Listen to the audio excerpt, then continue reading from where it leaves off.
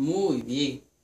La sección del día domingo nos muestra lo que es un informe ordenado. Recuerden que la primera ley en el cielo es el orden y la inspiración. Mejor dicho, el apóstol San Lucas, realmente inspirado por Dios, fue llevado de tal manera a organizar, a investigar y a ordenar cronológicamente el informe que hoy estamos leyendo.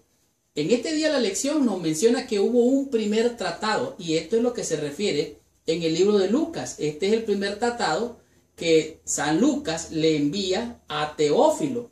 Y si hubo un primer tratado, hubo también un segundo tratado. Y este primer tratado y el segundo tratado fue enviado también a Teófilo. De tal manera que estos dos tratados fueron escritos, nos sugiere la lección y la historia y lo que vemos como evidencia, de que fue el mismo autor. Y este mismo autor es el libro, San Lucas. Dice esto y el que ambos fueron dirigidos a Teófilo ayuda a que concluyamos que un mismo autor fue responsable de ambos libros. De tal manera que su origen como historiador, como médico y de manera muy profesional, él escribe de una manera muy artística, realmente muy impresionante. Su origen histórico, él presenta lo que es no solamente la historia de la nueva era cristiana, sino también los detalles con los cuales él describe el informe ordenado. El Evangelio de Lucas es una narración de la vida y obra de Jesús. Y la parte número 2, el segundo tratado, el libro de los Hechos, es un relato de la difusión del mensaje de Jesús y de la iglesia primitiva.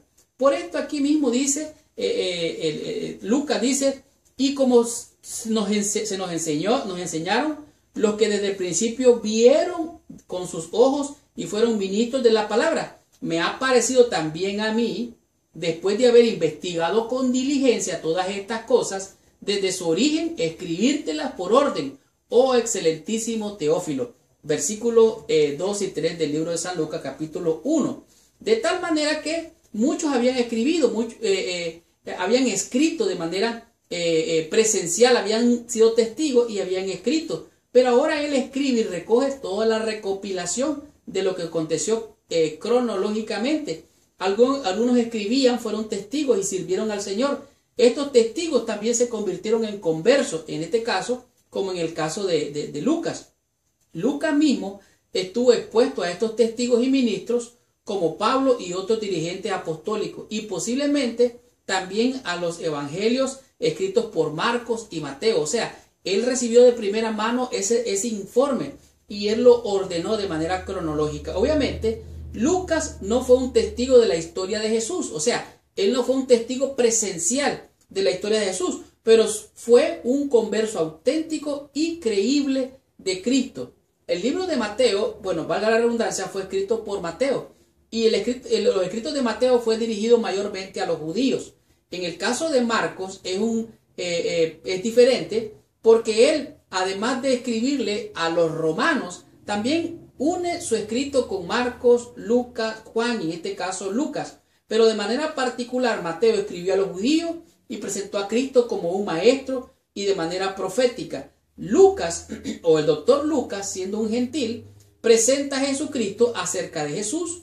Dice que un Jesús universal, el Salvador del mundo. Lucas menciona que el propósito de su escrito es doble: presentar el orden de la historia, ¿verdad? Lo que está aconteciendo en esa era, podemos decir en esa etapa, y la verdad de cómo es Jesús en una de las metas de su evangelio. O sea, el propósito de Lucas es presentar a Cristo y solo a Cristo. Lo presenta como el Hijo del Hombre, lo presenta como el Hijo de Dios, y es un informe ordenado de todos los otros escritos. De tal manera que esta es una fuente creíble, este tiene una autoridad. ¿Por qué? Porque él documentó sus escritos con fuentes, podemos decir, creíbles, y de esta manera él le dio los créditos a aquellos, pero él lo organizó de manera ordenada, un informe veraz y exacto de todo lo que aconteció en los tiempos bíblicos, en su tiempo, hablando del libro de Lucas.